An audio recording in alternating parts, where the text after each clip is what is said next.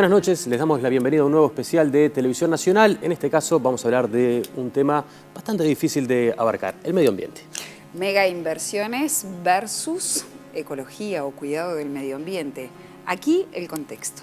En el planeta hay más de 2.000 conflictos ecológicos y el número va en aumento, al tiempo que se multiplican las consecuencias medioambientales provocadas por la demanda de energía y materiales de las clases medias y altas de las sociedades avanzadas. Uruguay puja por mantener y mejorar estándares medioambientales, mientras el proceso económico integra a mega emprendimientos cuestionados por voces independientes, algunas pertenecientes a la academia y otras a los activistas verdes, que fundamentan su oposición en los posibles efectos nocivos para el medio ambiente que estas industrias podrían generar. Por eso es interesante preguntarse si las decisiones económicas que adopta el país manejan el concepto de sustentabilidad medioambiental a corto y a largo plazo. Para acercarnos a una respuesta, partiremos de dos casos emblemáticos. Los dos están vinculados a las aguas. Por un lado, la nueva pastera que se prevé instalar sobre el río Negro, y por otro, el proyecto chino de pesca en mares uruguayos que incluye la instalación de una planta de harina de pescado. La segunda planta de celulosa de la finlandesa UPM sería la tercera pastera. Procesaría el doble de madera que la planta de Freyventos y su construcción daría empleo en esta etapa a 8.000 trabajadores. La inversión total está prevista en 5.000 millones de dólares, 4.000 por parte de UPM y 1.000 por parte del Estado, con los que se pretende asegurar condiciones de infraestructura y logística. Los datos negativos sobre esta inversión los aportan desde el colectivo de pescadores artesanales de San Gregorio de Polanco. Ellos consideran que la planta de UPM sería la encargada de regular los embalses de las represas de Rincón del Bonete, Baigorria y Palmar, lo que afectaría la fauna del río y arruinaría sus exportaciones a Brasil de hasta 300 toneladas de tararira al año, además de dejar a todo el colectivo sin trabajo. Si miramos las inversiones que apuntan al mar territorial uruguayo, un grupo inversor chino quiere instalarse en el oeste de Montevideo, construyendo un puerto con 2 muelles y 9 amarraderos. Se estima que unos 500 barcos recalarían en estas instalaciones para ser reparados. Este grupo prevé, inicialmente, invertir 200 millones de dólares y también promete generar empleo para todos los vinculados en la reparación de las naves. Otro proyecto que todavía no está aprobado es el de la empresa uruguaya de capitales chinos Golden Star Sociedad Anónima, que obtuvo una autorización de la DINARA para pescar merluza negra, atún y fauna acompañante, entre ellas el pez espada, en mares territoriales uruguayos. Ellos también planean solicitar los permisos para pescar anchoita e instalar una fábrica de harina de esta especie para consumo humano y para la construcción de un dique de reparación de buques, todo con base en La Paloma, lo que puso en alerta a los operadores turísticos locales. Estos argumentos de peso a favor y en contra hacen surgir preguntas. Una de ellas es, ¿hay forma de conciliar ambas posiciones?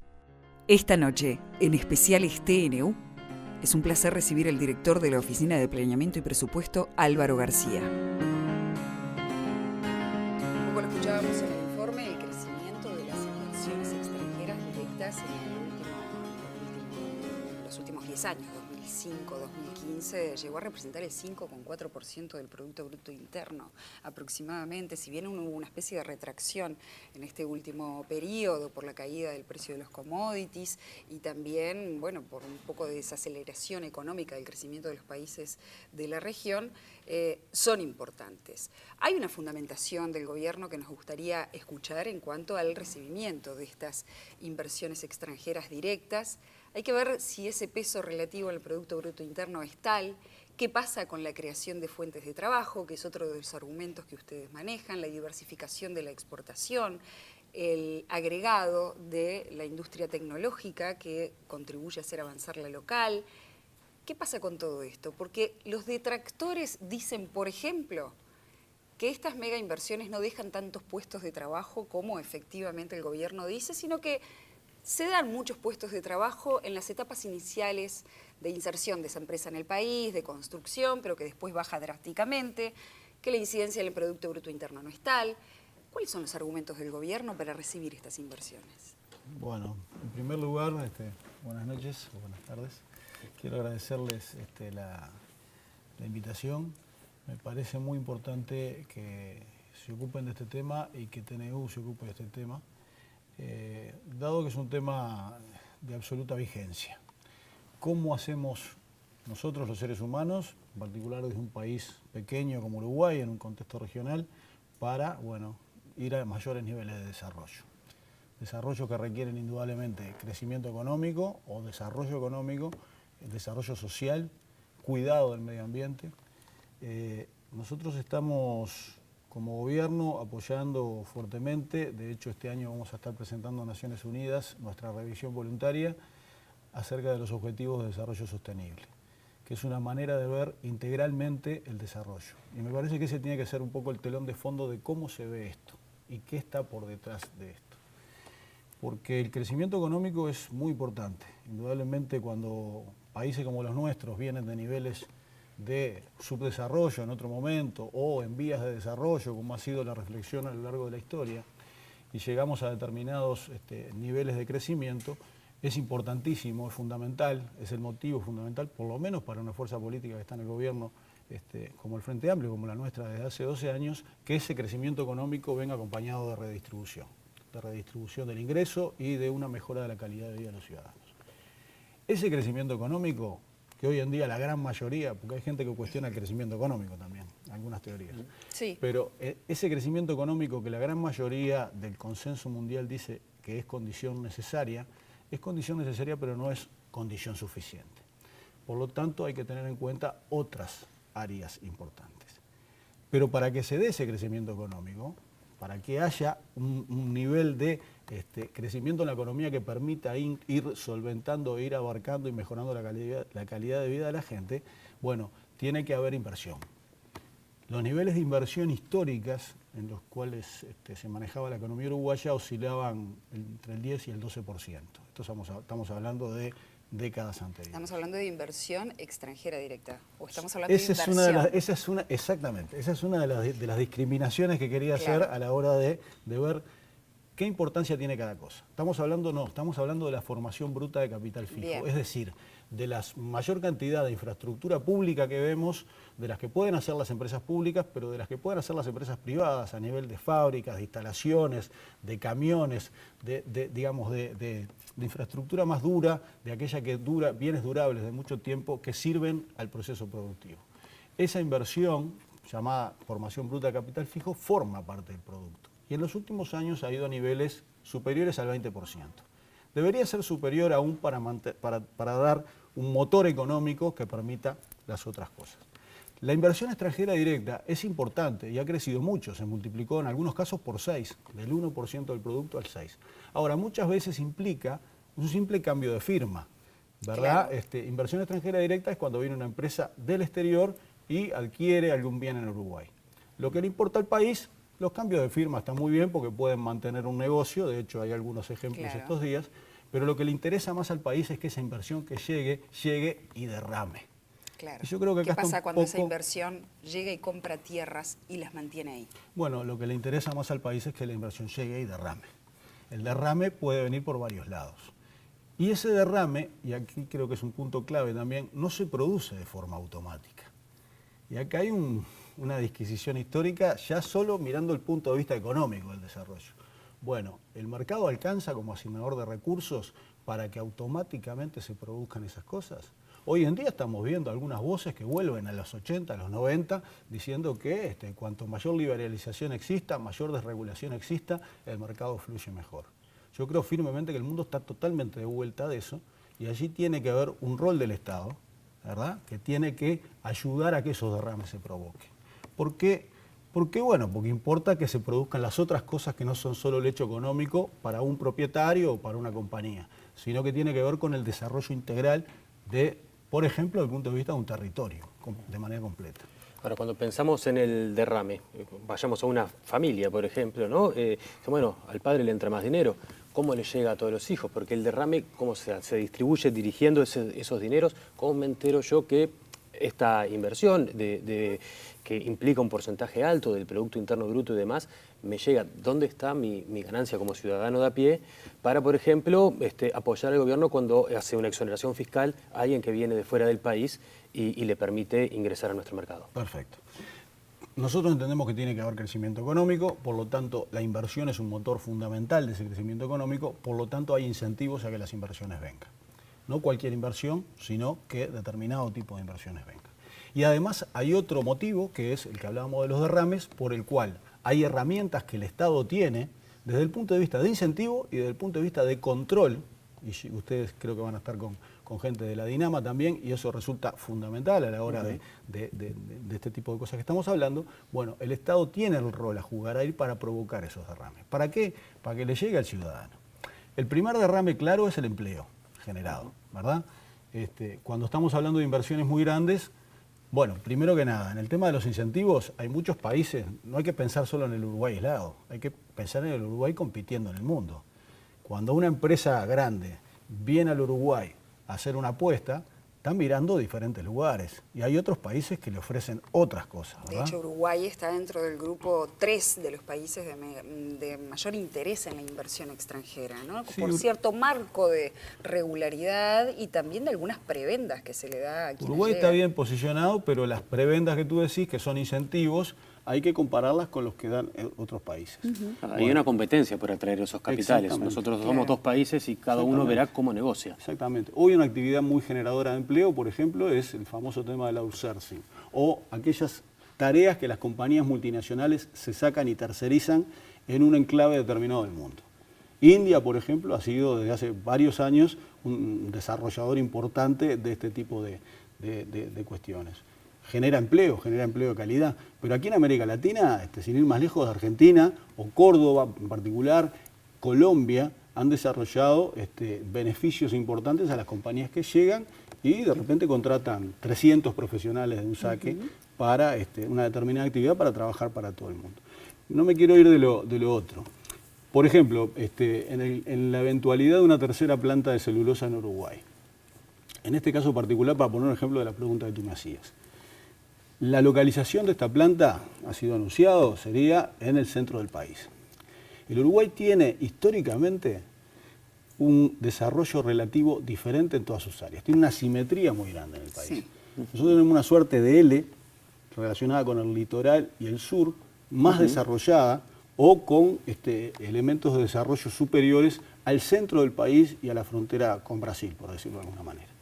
Por lo tanto, las políticas públicas tienen que estar destinadas a romper esas asimetrías, a tratar de tener un desarrollo territorial armónico. El hecho de tener un motor importante, en el caso de que se concrete, de este tipo en esa zona del país, derrama un montón de cosas de manera natural, pero otro montón de cosas que hay que trabajarlas como Estado. Ahora, para que eso llegue, por ejemplo, para poner algunos ejemplos, además del empleo que lo hablábamos recién, una de las cosas que es fundamental, el conocimiento, el oro negro del siglo XXI es la innovación, sí. el conocimiento científico, la aplicación de nuevas tecnologías. Uruguay tiene bastante a recorrer. Nosotros, de hecho, en la OPP creamos la Dirección de Planificación en varios complejos productivos estratégicos. Uno de ellos es la bioeconomía, ¿verdad? Entonces, todo lo que tiene que ver con una base de agro histórica en nuestro país, tiene posibilidades de, aplicándole conocimiento, de hecho tenemos multiplicidad de ejemplos, tener lugares de desarrollo fundamentales en vínculo directo de lo productivo con la academia productiva. Esto puede implicar, y debe implicar, por ejemplo, la creación de centros tecnológicos relacionados con el estudio, si este es el sector forestal madera celulosa, con esa cadena. Bien, García, pero hablando un poco, precisamente yendo al punto, de cuánto genera para el país del valor agregado, ¿cuánto valor agregado hay en la celulosa, por ejemplo? Hay mucho valor agregado. Pero las Digamos, fuentes laborales, por ejemplo. trabajan cerca de 10.000 personas directa e indirectamente. Ajá. ¿Por qué? Porque, digamos, por ejemplo, hay desarrollo de viveros en Uruguay. Ciudad de Guichón, por ejemplo. Ciudad de Guichón adquirió una posibilidad de trabajo para unas 300 mujeres, porque son casi todas mujeres que trabajan en ello, en los viveros, por ejemplo, de la empresa UPM ya actual, ¿verdad? Y eso implica, por ejemplo, derrames que hablábamos hoy, que le cambió la vida a un montón de gente. Y en estas otras zonas del país también le puede cambiar la vida a un montón de gente que de repente en tareas que está haciendo hoy, en changas o en trabajos más puntuales, informales, no va a lograr lo mismo que probablemente un montón de gente de Arévalo, del oeste de Cerro Largo, que pueda capacitarse en manejo de maquinaria e inclusive con la posibilidad de que sus hijos puedan tener la posibilidad, en función de esto, también de llegar a niveles de educación superior, inclusive la universidad.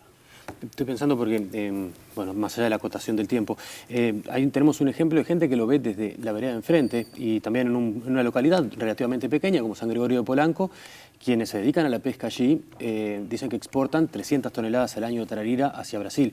Tienen un negocio de un volumen importante, más para esa zona, y están empleadas, ellos decían, arriba de 30 familias, entre directas e indirectas en esta actividad. Que no tiene por qué perderse en absoluto. Ellos consideran que los manejos de los embalses de las represas, vinculados a la necesidad que va a tener la planta eventual de celulosa de licuar todo lo que está saliendo de adentro, va a afectar en demasía la fauna del río. La pregunta es, ¿se evalúa de alguna manera los posibles impactos negativos también sobre fuentes de trabajo, como en este caso? Perder 300 toneladas de exportación a Brasil, yo no conozco, pero me suena fuerte. No debería tener impactos significativos. Se evalúa todo.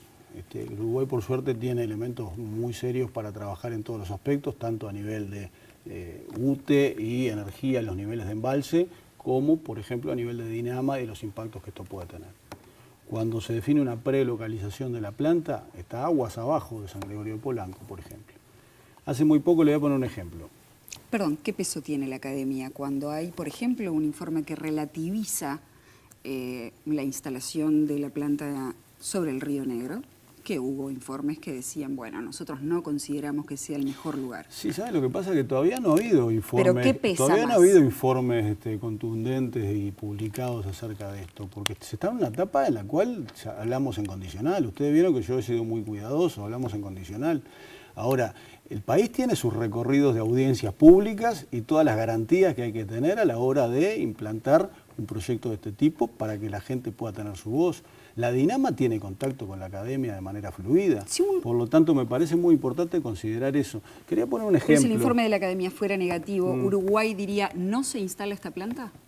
Ay, sí, lógico. Hay que sopesar esto. Cuando hablábamos hoy al principio de que el hecho económico, el desarrollo social, el desarrollo ambiental tienen que ir juntos, de la mano. Yo agregaría otros, ¿no? El desarrollo cultural, por ejemplo. Cultura relacionada con arte, sino un tema más que nada con valores de una sociedad. El desarrollo político, todo tiene que ir de la mano.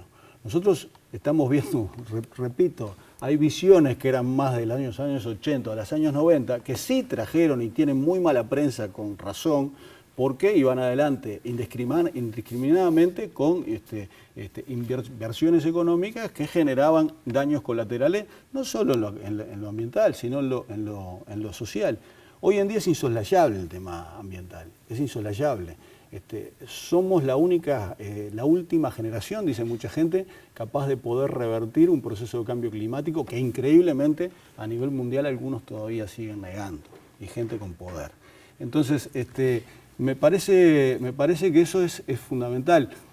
Lo que no podemos es ver la realidad de manera simple, porque la realidad es compleja. Entonces, o renunciamos a un proceso de crecimiento como país a nivel equilibrado, armónico, desarrollo económico, social, ambiental, o nos jugamos solamente por una de ellas y estamos perdiendo el partido. Me parece que acá la única manera de mirarlo es mirarlo de manera integral. Por eso nosotros nos van a seguir escuchando hablar de los objetivos de desarrollo sostenible, porque es la forma de verlo todo junto, ¿verdad? ¿Tengo un medio minuto más? Medio. Por ejemplo, la mitad de medio. El Uruguay, y para introducir el tema social, el Uruguay hoy tiene una matriz de protección social que la verdad que tiene poco que envidiarle en materia de su cobertura a algunos países desarrollados. Un país no puede ir indefinidamente en el avance de una matriz de bienestar social si no genera la base económica que vaya a sustentar eso en el futuro. Por lo tanto, es muy importante tener las dos visiones juntas. Ya hablamos de lo ambiental y lo económico, sin ningún tipo de duda, pero hay que tener todas esas visiones juntas. Eso es lo más difícil. Parece ver una tensión entre los dos términos, entre desarrollo y sustentabilidad. Hay una tensión. Después vamos a tratar de... Y entre lo económico y lo social no tenga dudas, porque puede haber gente que quiera avanzar económicamente sin pagar los salarios que corresponden y las cargas sociales. Eso tampoco interesa. Entonces, esta es la más difícil, pero es la que nos va a dar mayores niveles de desarrollo sustentable a todos. Gracias. Un placer. Gracias, Flores. Bueno. Amigos, vamos a tener la palabra de la academia, por supuesto. Sobre todo, Álvaro, por aquello que hablábamos desde hace días de esa especie de tensión que se mantiene entre esas dos palabras, desarrollo y sustentabilidad. Efectivamente hay una contradicción, se puede llevar adelante. Está la opinión del gobierno acerca de por qué recibir estas mega inversiones y un efecto relativamente rápido en el Producto Bruto Interno, los empleos, en fin. Vamos a ver qué piensan del otro La lado. academia nos podrá contar de repente cuánto creen o cuánto entienden que paga el medio ambiente por estos crecimientos. Exacto, ya venimos. Quedan así planteados los argumentos del gobierno para justificar las inversiones de esta naturaleza en el país. En minutos, en este especial TNU, conversaremos con el Director Nacional de Medio Ambiente para saber cuáles son los mecanismos de control técnico y qué capacidad tiene el país para aplicarlos. Ahora recibimos a la Academia, los científicos uruguayos. Nuestro invitado de hoy, Alejandro Braseiro, es biólogo, recibido de la UDELAR, doctor en Ecología de la Universidad Católica de Chile. Actualmente es profesor agregado grado 4 del Instituto de Ecología y Ciencias Ambientales de la Facultad de Ciencias, especializado en el área de biodiversidad y ecología de la conservación. Es autor de más de 80 trabajos científicos, incluyendo artículos en revistas internacionales, capítulos, libros e informes técnicos. Alejandro, es un placer recibirte, ¿eh? Bueno, un gusto. Estábamos hablando recién acerca de este modelo de desarrollo económico al que se está volcando Uruguay con estas inversiones que tienen tanta incidencia en la economía local, fundamentalmente con la generación de empleo, una generación de flujo de caja interesante. ¿Cuáles son las principales luces amarillas que ustedes como científicos ven en el estudio cotidiano de la biodiversidad, de nuestros bosques, de nuestros montes, de nuestra calidad de la tierra, las aguas? Sí, en realidad yo creo que es como el gran desafío de este siglo XXI, ¿no? Que todos queremos ser primer mundo, pero eso tiene realmente costos ambientales muy graves si no lo hacemos las cosas en forma adecuada, ¿no? Y ahí siempre se genera una tensión, es inevitable, ¿no? Entre el producir y conservar. O sea, si quiero conservar el 100%, dejar todo natural, o sea, no podría producir, es imposible. Eso no sería sostenible. No sería, claro. sería imposible, digamos. Claro. O tenemos que volver no sé, a la prehistoria, digamos, y Claro. vivir de la caza y la pesca, aunque hay evidencias que también algunos grupos indígenas también hacían mal uso, ¿no?, de sus recursos. Por ejemplo, en algunas islas terminaron siendo hasta caníbales porque Claro. arruinaron sus suelos, sus recursos, y gestionaron mal sus recursos naturales, ¿no? Pero bueno, hoy por hoy sabemos que esa tensión está y bueno, la idea es avanzar hacia el desarrollo sustentable, ¿no?, o sostenible, que la idea es, ahora se habla de que tratar de al mismo tiempo optimizar, ¿no?, digamos, no se puede maximizar la producción, sino tratar de optimizar, producir lo máximo que se pueda, pero sin afectar la esfera social y la esfera ambiental, ¿no? Lo que sí lamentablemente ha pasado... ¿Es posible esto en países emergentes como el nuestro, donde los recursos para los controles, por ejemplo, son limitados? Es muy difícil, porque justamente las presiones, ¿no?, por inflar la esfera económica son tan grandes y la necesidad que tenemos todos por querer ser más primer mundo, ¿no?, y aumentar nuestra tasa de consumo, que descuidamos los aspectos sociales y ambientales. Ahora, ese primer mundo es el que está viniendo a nuestros países a buscar los recursos naturales. Acá también hay una pelea entre un desarrollo económico y otro. Sí, a veces lo que pasa, digamos, que aquí en Latinoamérica a veces se plantea, ¿no?, que Europa, por ejemplo, que se ha desarrollado a expensas de su ambiente. Por ejemplo, Europa ha destrozado sus bosques, sus recursos naturales, y ahora está de vuelta, ¿no? Está tratando a cuidar, está tratando de restaurar sus bosques, proteger sus ecosistemas naturales, pero a veces lo que hace es venir a Sudamérica o al tercer mundo a implantar, digamos, a generar actividades que son que afectan más al medio ambiente, ¿no? Claro. Donde a veces los controles son un poco menores, o a veces la legislación no está de todo adecuada, o más flexible, o que está tanta la necesidad, digamos, por desarrollar y que vengan recursos que a veces se flexibilizan. No digo que sea el caso de Uruguay, ¿no? Pero ¿Y aquí en Uruguay países, cuáles son nuestros problemas más concretos referidos a esta visión de inversión extranjera directa que es tan bienvenida? Yo creo que Uruguay, por un lado, tiene Para hacer, plantear, digamos, cómo tiene que ser el desarrollo, qué cuidados hay que tener, ¿no? Para que la producción sea sustentable. Por un lado, hay que tener conocimiento, ¿no? Saber cómo funcionan nuestros ecosistemas, monitorearlos, para saber de qué forma se pueden hacer las cosas sin que se afecten. Y en ese sentido, hay todavía debilidades, ¿no? en cuanto a la investigación en Uruguay, ¿no? ¿Por qué? ¿Cuáles son, por ejemplo, esas áreas de debilidad? Por ejemplo, no sé, en el área de ecología, por ejemplo, en el que yo trabajo, si bien ha crecido en los últimos tiempos, pero no sé, tenemos 15, 20 doctores, un montón de áreas donde hay muy poca gente. Yo trabajo en un grupo que trabaja en el área de biodiversidad, Claro. que somos 2 personas. Trabajamos en un instituto de ecología y ciencias ambientales de la Facultad de Ciencias, que tenemos 30 o 40 personas, ¿no? Y donde hay 1000 cosas para hacer, ¿no? Y entonces, solo los controles que pueda hacer Dinama o que pretenda hacer Dinama con la mejor buena intención, pero con esos recursos limitados, y ustedes científicos también en una cantidad limitada, ¿alcanza la academia más la parte institucional, por ejemplo, Dinama o Dinara, alcanza el número de técnicos y científicos como para poder abordar estas inversiones que vienen con una incidencia en el medio ambiente que puede ser relativa, pero que vienen con una incidencia en el medio ambiente seguro, ¿no? Un aspecto, digamos, es la generación de conocimiento, ¿no? Claro. Yo creo que la masa crítica, ¿no? de investigadores en temas de medio ambiente en Uruguay todavía es muy pequeña, ¿no? Recién en Uruguay hay una maestría en ciencias ambientales que está produciendo, pero todavía es poca la cantidad de gente que ha generado. Recién estábamos sacando un doctorado en ciencias ambientales que todavía no se generó, o sea que todavía hay mucho por crecer.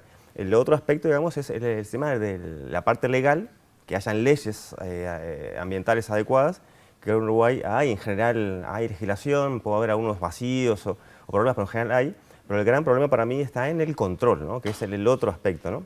Yo puedo tener algún conocimiento, puedo decir, bueno, acá habría que hacer tal cosa, pero después tengo que ver que eso se controle y se cumpla, ¿no? Y ahí creo que hay una gran debilidad, ¿no? En ese sentido.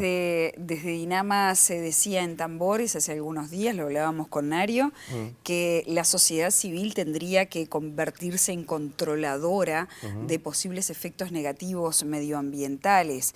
Desde la academia, desde la Dinama se insta esto, desde la academia ¿hay alguna forma de concebir una capacitación a la ciudadanía para que pueda detectar los alertas que puedan ir apareciendo?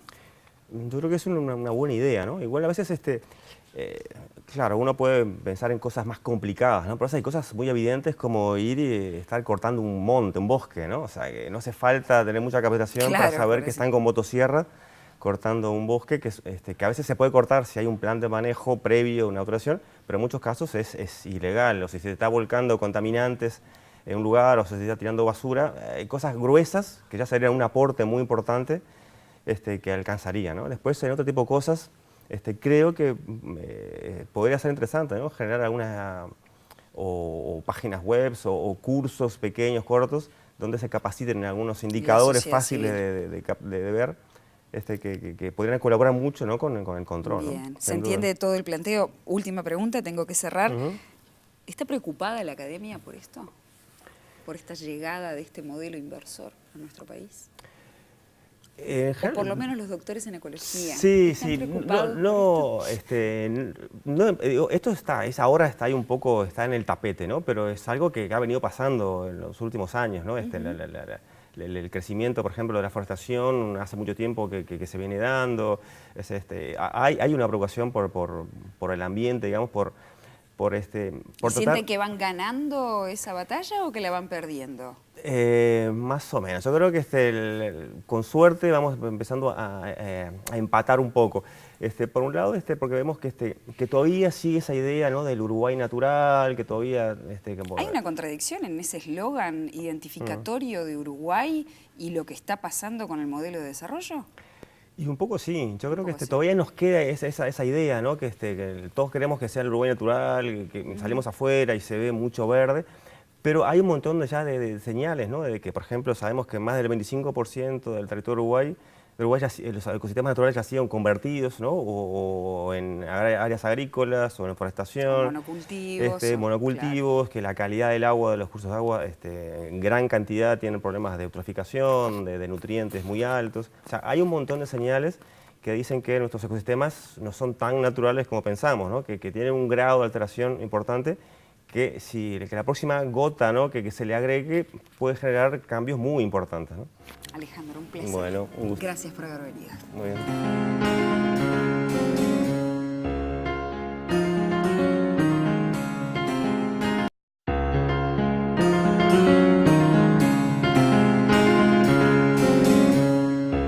Continuamos adelante y es momento de aportar otro de los elementos de reflexión que precisa cuando, bueno, estamos contraponiendo inversiones y productividad por el país y por otro lado el medio ambiente. Alguien se tiene que encargar de velar por los intereses naturales de Uruguay. Para eso existe la Dirección Nacional de Medio Ambiente. Estamos recibiendo a su director, Alejandro Nario. Gracias por estar por acá. Bueno, ¿cómo se controla? El medio ambiente es todo, básicamente.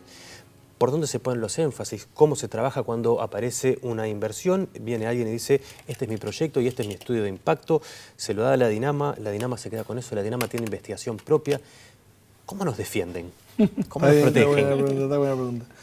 A ver, nosotros tenemos, quizás rápidamente, con las áreas que integran la DINAMA. Por un lado tenemos el área de ecosistemas, que es el que está estudiando, digamos, cuál es el estado del ambiente, cuáles están los ecosistemas, cómo están las especies, la parte de fauna, todo ese tema.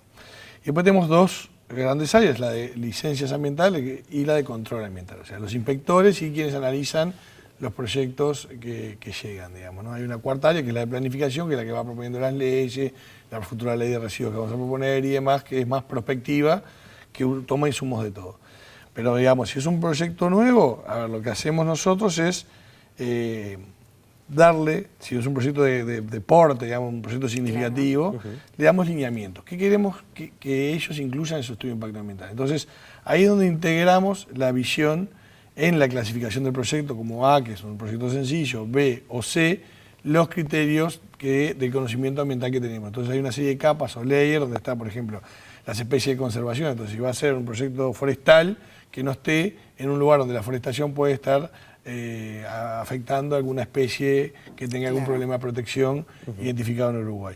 Y después el análisis, ahí se analiza el medio biótico, el medio antrópico y el medio físico, como grandes bloques. Depende de cada proyecto el énfasis. Si es un proyecto que está, por ejemplo, sobre el río X, es más importante eso. Si es una industria que tiene chimenea, la calidad del aire, o sea, ponemos el foco en lo que sería más importante respecto al tipo de impacto que podría generar ese emprendimiento, ¿no? Cuando ustedes hablan de medio ambiente, del cuidado del medio ambiente, ¿integran a la sociedad humana en esa perspectiva? Porque está bien, cuando hablamos de las especies que hay en el área de incidencia de una mega inversión, como podría ser UPM o... Está la especie humana también. Está la especie humana. Por eso, el medio antrópico básicamente, en realidad es el medio antrópico y cultural, porque los valores culturales también son importantes, no solo, digamos, lo vegetal, sino también lo biológico, digamos, sino, bueno, hay una cultura, hay cuestiones patrimoniales, por ejemplo, en el tema de los molinos vimos mucho el tema de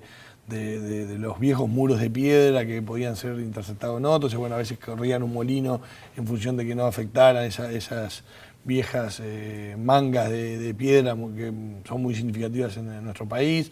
O sea, se integra a lo social, de hecho hay un proceso que es de consulta, siempre pedimos que parte del estudio de impacto ambiental sea consulta a la comunidad a ver cómo está viendo el proyecto.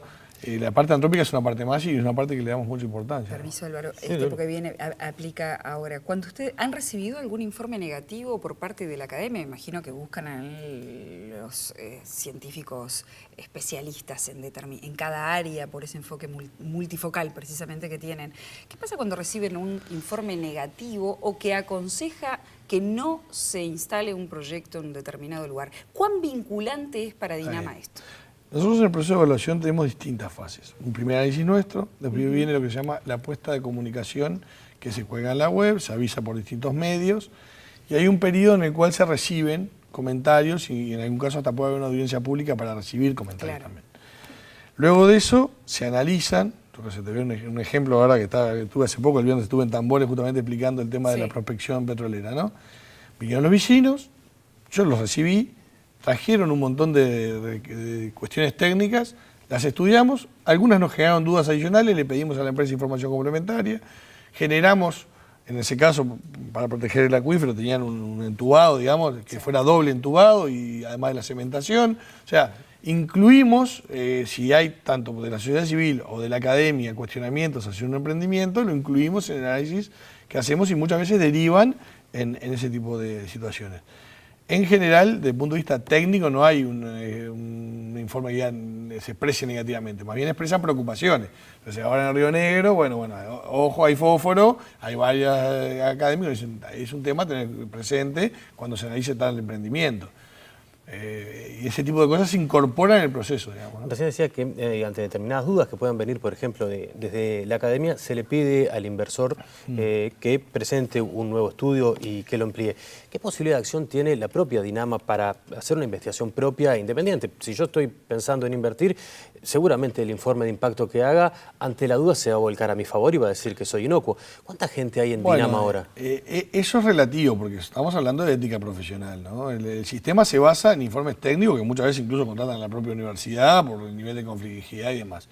Si a nosotros nos generan dudas, nosotros tenemos un proceso que creo que es bien significativo para que entiendan eso. A ver, en lo que es pasta de celulosa, el Uruguay se formó, se mandaron técnicos al exterior a ver cómo eran las plantas, y hoy en día tiene un desarrollo que no precisa ningún tipo de asesoramiento. Estamos controlando 2 plantas, hubo 2 plantas que se hicieron estudio de impacto ambiental y tenemos la capacidad para analizarlo.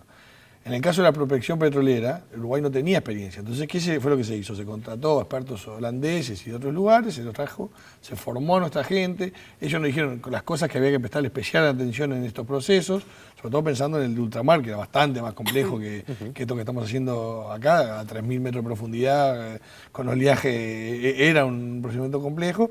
Fuimos a capacitar gente a Brasil a través de contactos con la entidad ambiental brasilera, que también, ellos sí tienen experiencia en prospección petrolera. Los formamos y hoy tenemos un staff bien formado y fue lo que pudieron ver los vecinos en Tambores cuando fuimos con los técnicos a que le explicaran qué cosas habíamos visto, cómo podíamos monitorearlo, cómo podemos seguir las inspecciones y darnos cuenta, en ese caso, si era fracking o no, que era la duda que tenían los vecinos. También están quienes dicen que las investigaciones y las prospecciones que se han hecho a nivel oceánico se ha afectado mucho la vida de especies con vejiga natatoria, que el tipo de prospección que se hizo generó un impacto, señalan distintos oceanógrafos y demás. ¿Hay márgenes de tolerancia para afectaciones al medio ambiente? Es decir, bueno, la inversión tiene un peso específico importante para el país. ¿Podemos dejar que se afecte hasta acá? ¿Ese tipo de cosas se tienen en cuenta también? Y en ese caso, ¿cuál es el margen ¿Y cuál para es el Uruguay? margen? No, a ver, los sistemas biológicos son sistemas complejos. O sea, los ecosistemas son sistemas claramente complejos. Entonces, no hay un contaminómetro, ¿no? Un grado de contaminación. Lo que vos vas viendo es básicamente que no haya una afectación significativa importante y las demás las atenúas. En ese caso es un buen ejemplo porque generó una modificación del reglamento. Empezaron a hacer la prospección sísmica, que era la que podía afectar a los cetáceos. La primera, tomamos recaudos, pero no había una normativa. Entonces, ¿qué fue lo que hicimos? Y junto con Dinara. En el reglamento de evaluación de impacto ambiental ahora incluimos la sísmica. Entonces, si vas a hacer prospección sísmica, tenés que hacer un estudio ambiental. Que antes el reglamento lo tenía, porque en la década del 90 nadie pensaba en la posibilidad de hacer sísmica a ultramar. Hoy es un dato, las ONG dedicadas a eso pusieron la alerta y nosotros respondimos, ¿no? Además una cosa, y otra cosa que estamos usando mucho que son las guías. Como hicimos una guía de prospección sísmica, donde invitamos a Dinara, a las empresas y a la sociedad civil. Dijimos, bueno, ¿qué cosas hay que tener en cuenta? Ese es el punto. En Tambores, justamente, una de las cosas que le decía a los vecinos usted era, bueno, no podemos estar en todos lados, pero sí les pedimos que ustedes sean observadores. Exacto. La sociedad civil está formada, ustedes como autoridad en el control ambiental en el Uruguay, han iniciado acciones para formar a la sociedad en qué debe ser el elemento al cual hay que prestarle atención. Yo, ciudadano común, ¿sé cuándo cambia el pH del agua en el río Negro o en el río Uruguay? ¿O cuándo la muerte de las madrecitas tiene que ver con una descompensación del sistema?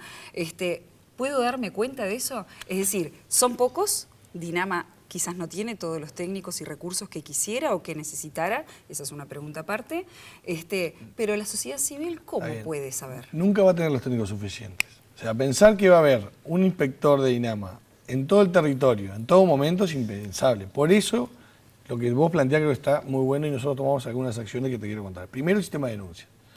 Yo no preciso que el vecino me conozca el ecosistema acuático que está viendo todos los días y sabe cómo funciona. Ahora, ese vecino que desde que nació está ahí, seguro que se va a dar cuenta si hay algún cambio en el entorno que lo rodea. Y pasa. Cuando es perceptible. Cuando es perceptible. Que a veces ya es tarde. A veces ya es tarde, pero sin duda... Y Un cambio químico que de repente está claro, no tiene pero efectos. no le podemos pedir que sean inspectores formados, pero te puedo asegurar que son, y lo ha demostrado el sistema de denuncia nuestro, que aparte tiene otra ventaja, y es que siempre le damos una devolución, que eso es importante, porque a veces la gente se quejaba, no sé qué pasó, bueno, nosotros siempre damos una devolución. La segunda pata es que hicimos a través de un proyecto del Fondo Mundial del Medio Ambiente un proceso de fortalecimiento de las ONG, que ya sí tienen técnicos especializados en las convenciones ambientales. Es un proyecto de $2 millones que está coordinando la DINAMA para fortalecer la sociedad civil en distintas convenciones de biodiversidad, de desertificación, de cambio climático, para que tengan capacidad técnica para proponer, cuestionar y seguirnos de cerca, que es parte de su rol, ¿no? Me queda una última pregunta vinculada justamente a las iniciativas de vecinos. Cuando se anuncia en Rocha la posibilidad de una inversión de grupos pesqueros vinculados a capitales chinos, hay quienes se asustan y quienes llaman la atención, sobre todo los pescadores de la zona. Por un lado, alertan sobre la competencia, que consideran que puede llegar a ser desleal, por los daños que pueda llegar a haber a los ecosistemas, porque entiende que se pesca de arrastre y que eso depreda determinadas especies, pero citan un antecedente. En 2004 se anunció con bombos y platillos la creación de una planta de harina de pescado de La Paloma, que iba a ser un éxito brutal y le iba a dar trabajo a toda la zona. El resultado fue que durante 2 o 3 veranos pudieron alquilar muchas menos propiedades porque había mucho olor a harina de pescado, que es bastante tufienta. Y cuando se fueron los capitales chilenos en aquella oportunidad, no le dieron cuentas a nadie, bajaron la cortina, dejaron maquinaria y materia prima y eso se transformó en una invasión de ratas a La Paloma. Lo dicen los pescadores actualmente. Cuando ellos vienen con ese insumo o expresan esa preocupación, son recibidos, se tienen en cuenta, ¿se puede utilizar esa experiencia previa de alguna manera? Te falta una parte de la película. La DINAMA la cerró esa empresa. Ah, bien. Bueno, los pescadores me dijeron que se habían ido los chilenos por la de se fueron ellos. porque la clausuró la DINAMA. Y ahí creo que esa es parte de la garantía que nosotros generamos. Nosotros tuvimos la reunión, en realidad no hay ningún proyecto aún, y dijimos, muchachos, nada de dolores, nada de afectación de las playas. En esto no vamos a aflojar ni un milímetro. Traigan la mejor tecnología, la estudiaremos, que se pueden hacer bien las cosas, se pueden hacer bien. Ahora, donde se corran un milímetro, mirá lo que le pasó a aquel. Y ese antecedente nosotros lo tenemos. Si acá estás afectando una actividad comercial significativa para La Paloma, como es el turismo, nosotros no lo vamos a aceptar. Y el haber tomado las cartas en su momento, como tomé, y no yo, ¿no? Porque no estaba, digo, de institucional. La DINAMA es una construcción colectiva del país que va más allá de los partidos políticos, lo hizo. Y respecto al tema marino y cortando, yo creo que el Uruguay nunca ha mirado hacia el mar. Y ahora tenemos casi la misma cantidad de mar territorial que de tierra firme. Y ahora vamos a tener chinos en ese mar. Sí, hay que tener cuidado, no hay que ser prejuicioso tampoco hacia las nacionalidades. No, pero no es por un No, pero hay un problema de prejuicio. eso. Pero mirá que eso está planteado Rodrigo también. García, que sabe perfectamente quién es, ¿Quién va a venir ahora después, planteaba, y con eso tenemos que cerrar porque nos van a matar las productoras, planteaba, ¿qué va a pasar cuando empiecen a pescar y descubran, dentro de la especie que ellos están buscando, pero en sus redes, descubran, por ejemplo, aletas de tiburón o caballitos de mar que son muy cotizados en China? ¿Quién va a poder controlar eso? A mí me parece muy bien que Rodrigo, un gran amigo, se preocupe por los controles y nos tiene que presionar para que existan los controles. ¿Ustedes están en condiciones de hacer esos controles con Bueno, la magnitud? nosotros eso es en conjunto con Dinara. Sí. Y yo creo que la discusión está en qué controles vamos a hacer. Como te decía, si vos me decías hace 6 años, ¿tenés condiciones para controlar la apropiación sísmica? Te decía que no. Hoy sí. O pasteras. ¿Estamos en condiciones de controlar a los barcos Y si chinos? no, hay que generarlas. Lo que te digo ahí, y escapa un poco a mi ámbito, Claro. porque es Dinara quien hace esos controles, pero si hay dudas sobre los controles, bueno, trabajemos sobre eso. A ver, yo le he puesto mucha atención a lo que plantean las organizaciones en este tema, porque nos va mucho con nuestro mar territorial. Ahora, no podemos antes de que nazca nada ya matarlo sin saber. Ahí es donde creo que va a estar el equilibrio. Está bien el alerta, a nosotros las alertas nos ayudan, nos permiten ser más exigentes, pero yo los conozco, los veo como unos socios, pero está, de los roles que tenemos cada uno, ¿no? Darío, le agradecemos la visita. Gracias. Nunca da el tiempo. Y es momento de... Nunca, jamás. Algo es Pero algo, un placer. si no se quedaría sin tiempo un vecino de La Paloma y conocido suyo que es justamente Rodrigo García. Gracias por la visita. Un placer. Y ahora vamos a conversar con Rodrigo. El proyecto pesquero chino en la zona de La Paloma aún está lejano, pero los pescadores artesanales de Rocha ya comenzaron a plantear sus preocupaciones. La empresa uruguaya de capitales chinos Golden Star Sociedad Anónima fue autorizada por la Dirección Nacional de Recursos Acuáticos para que 3 de sus barcos pesquen merluza negra, atún y fauna acompañante. Una de esas embarcaciones fue autorizada además a pescar en aguas territoriales uruguayas y las otras 2 en aguas internacionales. El semanario Brecha informó que estos inversores planean solicitar permisos para pescar anchoita con entre 4 y 6 barcos e instalar una fábrica de harina de pescado en La Paloma. La desconfianza de los pescadores rochenses tiene varios puntos. Primero, por los antecedentes de los pesqueros chinos, de realizar una pesca depredadora con barcos de gran calado en todo el mundo. La competencia en las aguas uruguayas sería muy desigual. Más allá de eso, aseguran que solo en Punta del Diablo la actividad ocupa a más de 50 personas y en La Paloma la cifra supera las 200 entre empleos directos e indirectos. Más allá de la preocupación medioambiental, consideran que todas estas fuentes de trabajo se verían amenazadas. Los pescadores de La Paloma recuerdan, además, que hubo en su balneario una fábrica de harina de pescado cuyo lanzamiento fue anunciado con bombos y platillos por el gobierno de Jorge Valle. Según vecinos de la zona, mientras el emprendimiento funcionó, el balneario fue invadido por el olor de la harina, fuerte y pestilente. Luego, al retirarse, dejaron restos de materia prima que se convirtieron en focos de ratas. Rodrigo García es oceanógrafo, es vocero de la organización Océanos Sanos y vive en La Paloma. Él considera que los temores de los vecinos no son exagerados. Y recién escuchábamos al director de la Dinama prácticamente que anunciando al siguiente entrevistado. Gracias, Rodrigo García, por estar Al contrario, por acá. Un gusto, Álvaro. Recién nos decía Nario que organizaciones como la que tú integrás, como Océanos Sanos, son las encargadas de exigirle a Dinama y eventualmente también a Dinara que cumplan con determinados estándares, que le exijan a los inversores de turno. ¿Cómo es transitar esos caminos? Ustedes ya lo han hecho en otras oportunidades. Sí, la palabra exigir es bastante fuerte. En realidad nosotros más que nada estamos abordando una propuesta de hacer una gran revisión sobre todo lo que ha sido el monitoreo, el control y la vigilancia de los recursos pesqueros, principio de nuestras aguas, ¿no? En nuestro mar territorial la situación pesquera está al borde del colapso y hay varios informes científicos que así lo dicen. Y además, digo, el pescador tradicional con el cual convivís y bueno, en Rocha día a día uno puede ver la situación con la cual están realmente en el límite de dejar de existir el pescador tradicional artesanal, ¿no?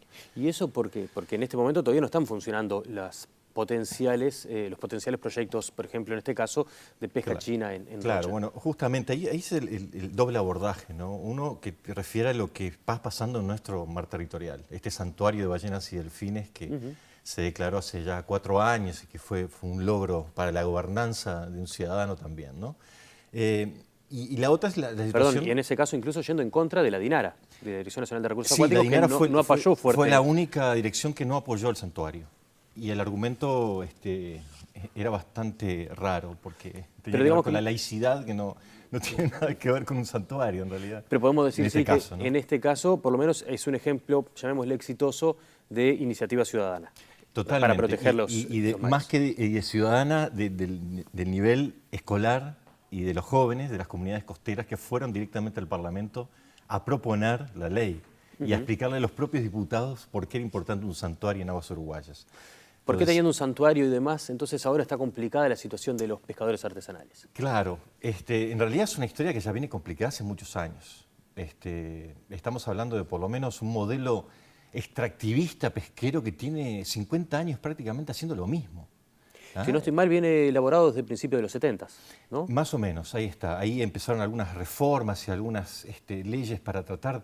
Desde el año 1857 ya habían denuncias de los pescadores tradicionales, artesanales, por la pesca de arrastre. Porque era un modelo importado de Europa como una receta para justamente dar mayor producción y mayores beneficios, y vieron que se estaban quedando rápidamente sin recursos hasta que en 1920 por ahí trataron a tratar de prohibir esa pesca de arrastre. pero fue algo que tradicionalmente se continuó haciendo con el caracol negro, con diversas especies que hoy el 90% de los peces que tradicionalmente el uruguayo come usualmente están plenamente explotados. Y no de ahora, de hace ya por lo menos 5 años. ¿Plenamente quiere decir en exceso? ¿Quiere decir estamos agotando ese recurso? Exacto, están, digamos, por decirlo, al borde de colapsar la sobrevivencia de esos stocks que aseguran, bueno, justamente la regeneración continua de cada especie, ¿no? ¿Por qué afectaría eso esta iniciativa china? ¿Por qué nos empeoraría la situación? Si de hecho por ahora se autorizó 3 barcos chinos a pescar en Uruguay, pero solamente uno en mares territoriales uruguayos, los otros son en aguas internacionales y luego podrían venir a descargar en nuestros puertos. Sí, ahí hay una mezcla de situaciones. Primero, lo importante acá es que estos barcos van a tener bandera uruguaya. O sea, estamos dando la bandera nuestra a un barco, en este caso chino. Claro, en realidad es una empresa uruguaya de capitales chinos. Exactamente. Entonces, estos barcos van a operar con esta bandera, que lo llaman embanderamiento, es algo común que sucede, en donde se exige, por ejemplo, la tripulación, un porcentaje de tripulación uruguaya, un observador de capacidad de cumplimiento obligatoria. Y bueno, obviamente, cuando pesca en aguas internacionales, tiene que tener toda una documentación que acredite una pesca responsable. Entonces, se mezclan varias cosas, pero hay unos permisos otorgados dentro de aguas uruguayas también, porque la merluza negra también está en aguas del talud uruguayo. Según el semanario Brecha, uno de estos 3 barcos autorizados es expresamente para pescar en nuestros mares. Entonces, ahí ya tenemos una situación. Sobre todo la merluza negra en nuestro talud es juvenil. ¿Qué quiere decir? Que todavía no ha llegado a la edad reproductiva. ¿Qué quiere decir? Que entonces estamos atentando contra la perpetuidad de esa especie, de la cual todavía no se sabe muy bien. No hay estudios a largo plazo que aseguren la sustentabilidad de este recurso y, de hecho, dado el gran interés económico que tiene en este caso la merluza negra, como el atún también y el pez espada, se ha visto ya informes técnicos de más de 10 años también que dicen que hay una sobrepesca. Obviamente el kilo de merluza negra en el mercado europeo sale 60 euros, unos 2.000 pesos. Calculale 300.000 toneladas. Sí. Un atún solo en Norteamérica puede estar cotizando entre 35 y 40.000 dólares un pez. Claro. Entonces, un poco tu pregunta. En nuestras aguas hay un permiso para merluza negra, por un lado, que se pesca en profundidad. En talud uruguayo hay poca porque son juveniles, el adulto está a mayor profundidad. Se pesca de una manera. Pero después también está el atún y el pez espada que se pesca en superficie. Y especies acompañantes. ¿Qué son especies acompañantes? Todas las que ocasionalmente también caen en esas líneas. Es importante destacar también que no es pesca de arrastre, son líneas con anzuelos que se colocan y es bastante selectiva. Como tirar un lengue. Más o menos, pero larguísimo, con muchos anzuelitos colgados y son líneas de 15, 20 kilómetros a veces, ¿no? Aquí viene uno de los puntos importantes. No se sabe exactamente cuál es la metodología y el esfuerzo de pesca porque el proyecto todavía es confidencial. Entonces, acá es donde empiezan los ruidos, digamos. Y es entendible, y por ley, que hasta que no está aprobado plenamente el permiso, porque los barcos hasta que no lleguen no va a estar firmado por el ministro de Ganadería, no podés conocer el proyecto. Los barcos se están construyendo en China en este momento, se llaman Abigail 1, 2 y 3. Entre comillas. Nosotros no creemos que se estén construyendo barcos con el exceso total de barcos que tiene China para reciclar continuamente. Probablemente están reciclando barcos y queden como nuevos. Eso sí. Ese reciclaje podría traer, por ejemplo, que en una fisurita de un barco llegue una especie foránea y que genere, porque de acuerdo a algunos informes que he leído, es uno de los temores que se considera que no hay una inspección incluso previa de las naves para que eso no suceda y una especie exótica podría causar un destrozo. Claro, ahí entramos en todos los otros pequeños, grandes temas también de esto, ¿no? Porque las especies acompañantes también pueden incluir tiburones, grandes tiburones de profundidad, que no van a guardar la carne que ocupa mucho espacio en estas bodegas, sino que van a tirar el cuerpo, pero van a guardar las aletas. Probablemente, no lo sabemos a qué se refiere. Y otro tema es el tema de las aguas de lastre también, ¿no? Que traen estos buques en sus cascos, que son las formas de navegar y de equilibrar los buques, y estas aguas de lastre traen muchas especies exóticas que han invadido nuestros ecosistemas ya. Hay un caracol famoso que está ya siendo plaga en el sistema acuático uruguayo y que no la pueden sacar. Entonces hay un montón de otros impactos negativos menores que muchas veces no son evaluados y que terminan teniendo un costo altísimo para el ecosistema y que cuando haces la evaluación de costo-beneficio te da una situación bastante negativa y positiva para la empresa y oportunidades laborales me dejan mucho que desear, porque en realidad en un barco van que 50, máximo 30, 50 tripulantes. Ponele que se cumpla con el 70% obligatorio que tendría que exigirse y que eso son de las cosas que no sabemos de tripulación uruguaya, que estamos hablando de 30 por 3, 90 trabajadores. ¿Eso es mano de obra? No, yo creo que no. Hay un costo altísimo que tenemos acá colocando una bandera de un barco que sabemos los antecedentes que tiene la pesca china en el mundo. ¿Ah? Entonces, con esos antecedentes, nosotros primero que nada estamos sí queriendo exigir garantías de nuevos sistemas de monitoreo, control y vigilancia que no pasan por la Armada, pasan por la tecnología, o hay sistemas tecnológicos satelitales muy avanzados, con software muy avanzados. El observador que va a bordo también tendría que tener algún sistema de seguridad propia personal, ¿no? Algún sistema de cámara que lo pueda estar siguiendo para asegurar que está cumpliendo el rol. Yo quiero saber qué observador realmente ha cumplido 2 meses a bordo de un barco extranjero en alta mar, cerca de la Antártida, diciendo, no, acá están incumpliendo con la Comisión Camelar. Digo, al agua se cae imagínense cualquiera, esa sería la situación. idea, ¿no? Claro, digo, esto que estoy diciendo no es una conjetura. Son testimonios que hemos tenido de muchos casos en los cuales hay una presión psicológica y de todo tipo arriba de estos barcos, ¿ah? Donde el observador está en aprietos por lo general. Entonces, dado este antecedente, que además es reconocido por las autoridades, es necesaria una reestructura en toda la fiscalización en nuestro país, con nuestros barcos que llevan la bandera uruguaya, ¿no? También. Rodrigo García, muchas gracias por la visita. No, por favor, muchas gracias a ustedes por el interés en el tema.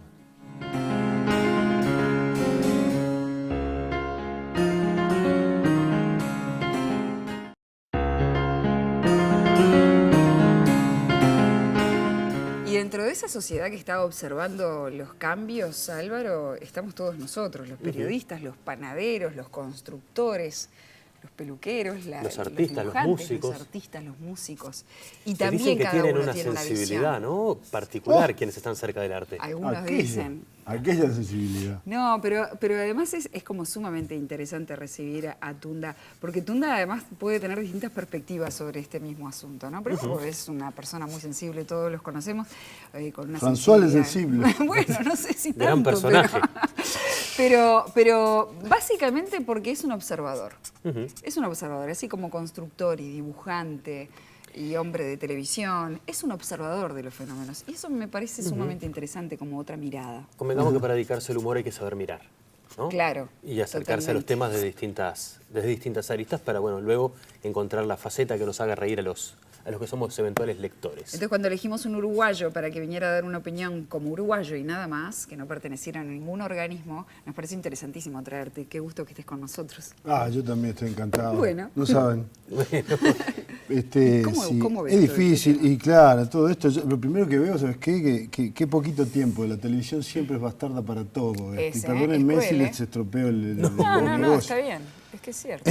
Nos hubiéramos quedado charlando más rato con cada uno o Claro, prolongando cada una de las totalmente. entrevistas que hemos hecho. Sí, porque, y sobre todo este tema, es muy difícil abordarlo todo en este poco rato, ¿no? Que tenemos cada uno 8 minutos. Yo me quedé con ganas de saber más cosas, pegarle más a cada uno. Claro.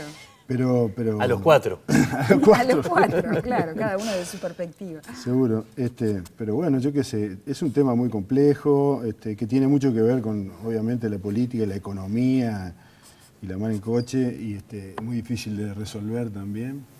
Pues fíjate, gobierno de izquierda se suponía que cambiaba un montón de cosas y sin embargo transan cosas que no hay más remedio que transar, se supone que no hay más remedio, no sé. Si no estaríamos aislados en un mundo proponiendo cosas difíciles de resolver.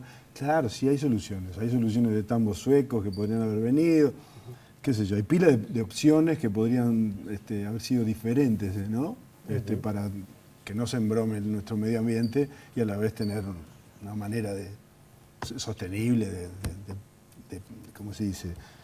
Justamente Claro. esto, este progreso, esa es la palabra que no me estaba entrando. El progreso. El ¿Te parece que progreso. los matices son muchos y son válidos? Porque escuchamos opiniones acá que son contrapuestas o que tienen diferencias. Podríamos llegar al extremo de pensar, bueno, es necesaria la inversión a toda costa, nadie lo planteó, pero estoy siendo un poco maniqueo para llevar a eso, ¿no? Sí, pero O por otro lado, no traigamos nada porque todo lo que llegue va a ser nocivo. ¿Encontrás que puede haber punto de equilibrio entre esos eventuales extremos? Y en un tema debería así? haber punto de equilibrio. O sea, no tenemos más remedio que buscar ese equilibrio. Evidentemente, yo si me pones, lo que creo que habría que hacer es cambiar la manera de vivir. A Cosa ver. que es muy difícil.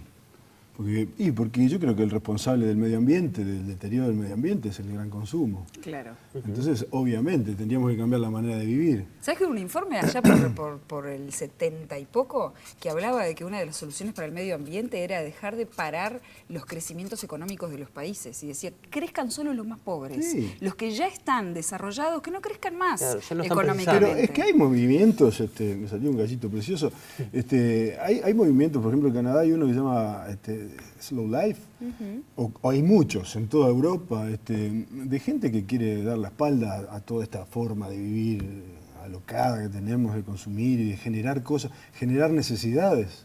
Pero si en el discurso de algunos presidentes que se suponen progresistas está esa idea, entonces es muy complejo.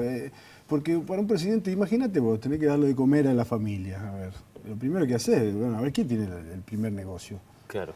Es Lo muy preciso difícil. ya y tengo Claro. que alimentar a mis hijos. Claro. Seguro. Estás dibujando dos de tus personajes emblemáticos, el flaco Jesús y Lázaro. ¿Y qué diría Jesús? Entonces, no, tengo una intriga, ¿sabes qué es? Te voy a preguntar en términos casi religiosos. ¿Tenés fe en la teoría del derrame? ¿Crees que va a derramar? No, yo no creo, no. No. Yo creo que es más de lo mismo, pero capaz que me tengo que sentar con esta gente a conversar un poco más. Porque viste que tienen datos que yo no manejo, ¿no? Entonces por ahí me convencen. Ellos hablan de que va a derramar esta bonanza hacia el pueblo y que bueno, que se va a sentir en los Claro, lo que bolsillos. pasa es que es lo que digo, es cortoplacista ese derrame, me parece a mí, ¿no? No sé, de cualquier manera está difícil para la humanidad porque hay mucha gente de ida en todo esto. Todavía quieren tener lo que se está proponiendo y aparecen cosas nuevas porque el sistema lo está imponiendo. Entonces es muy difícil que la gente diga no a tal cosa. El poder lo tiene la gente, podría decir, no te compro más esto. Y se acabó. No necesito más papel blanco. Claro, por ejemplo. Y vamos a seguir dibujando, que de última Y hay Flaco Jesús papeles podés- preciosos. lo podés Yo acá hacer estoy en igual. uno recontra de estos modernos, y que el reloj, y que el celular y la mano en coches, estamos recontrametidos hasta las manos con esto. Y tiene que ver con una demanda de la clase media fundamentalmente. Ni que hablar. Y de las las clases clases altas. altas también, que vienen, Sí, claro. vienen pidiendo y tienen acceso. Si el FMI Y ahora derecho. apunta a África, Y derecho. más clase baja que África, y sin embargo ahí están. Entrándoles con celulares, con cosas, computadoras. ¿Crees que el Estado puede controlar lo suficiente estos sentidos? O sea, creo que el punto de equilibrio sería que entre el dinero, pero sin causar impacto. Para que el impacto sea el mínimo posible y esté reducido, el control tiene que ser estatal. No lo podemos dejar en manos de quien viene a Sí, hacer la sí, inversión, porque sí. sería juez y parte. ¿Crees que es posible que el Estado tenga la fuerza de controlar? Hasta un punto yo creo que sí. Yo confío en esta gente. Yo confío en algunos funcionarios que dicen, y creo que lo dicen sinceramente. El problema es que, claro, estamos metidos en esta sociedad y en estas leyes de juego. Entonces es lógico, ¿viste? Entre las cosas que se me habían ocurrido es la mano de Monsanto y yo qué sé, todas las empresas que hay de agronegocio pasando por encima de todo esto y fumigando y tirándonos las porquerías de ellos, yo qué sé. O sea que es difícil, ¿eh? Yo, Bien. me encantaría darte una solución. Bueno, pero la idea Mire también era Jesús. fomentar el debate, ¿no? Mire Jesús arranca diciendo... Sí, Arranca sí, sí. diciendo. O sea que el diálogo corresponde a Lázaro. Ahí va. Sí. Voy a contar una intimidad de la época que trabajamos en Guambia. Teníamos un compañero que cuando Tunda y otro compañero más que se llama Bornes se ponían con una hojita en blanco adelante, se les paraba atrás y se empezaba a reír antes de tiempo. Anticipando el Anticipando grado de humor el de las chiste que caricaturas, venía claro, buenísimo. después. ¿Limpió? Limpio y cristalino. ¿Y? ¿Y dónde está el problema? Parece no, el progreso. No, el progreso. Esto de querer anticiparse es horrible. Mejor me voy a callar la boca, me parece. Me parece que te estás parando atrás y estás haciendo... Claro. Vaya la evocación para De Marcelo alguna Felen, manera. que era el que hacía Mire eso. Jesús, Sí. el río limpio y cristalino. ¿Y dónde está el progreso? Es una Tunda, buena ¿Qué conclusión. vamos a hacer? un placer recibirte. Ah, bueno. bien. Nuestra idea fue generar un debate, pero en su casa. Es decir, donde cada uno de los actores tuviera un espacio propio para poder volcar sus argumentos a favor, en contra, relativizar, poder misturar ese montón de opiniones y de acciones que se están sucediendo. Me imagino la discusión en los términos que lo planteaba el Tunda, ¿no? Un padre de familia que es el que tiene que resolver, padre-madre, ¿no? Los responsables de la familia tienen que resolver, cubrir las necesidades básicas de los hijos, que de repente son adolescentes y tienen una serie de ideales que se contraponen contra determinados equilibrios. Si logramos generar ese tipo de debate, yo me doy por satisfecho. Sí, sí. Claro que sí. Y ser fundamentalista en eso es muy difícil también. Te quedas aislado. Totalmente. Claro, y no sé si tiene resultados, además. Y no, yo qué sé, Claro. aquel flaco que no le daba la vacuna a los hijos, y todas Borgoño. esas cosas. Sí. Borgoño Arce. Borgoño, Sí, bueno. claro. Gracias por la visita, Tunda. Gracias, Vamos Tunda. arriba. Gracias, Gracias a Tunda, ustedes. divino. Gracias, amigos, por habernos acompañado en esta oportunidad. Esto es la Televisión Pública Nacional aportando al debate público. Gracias, Javi, por invitarme a Placer, acompañarte. un placer.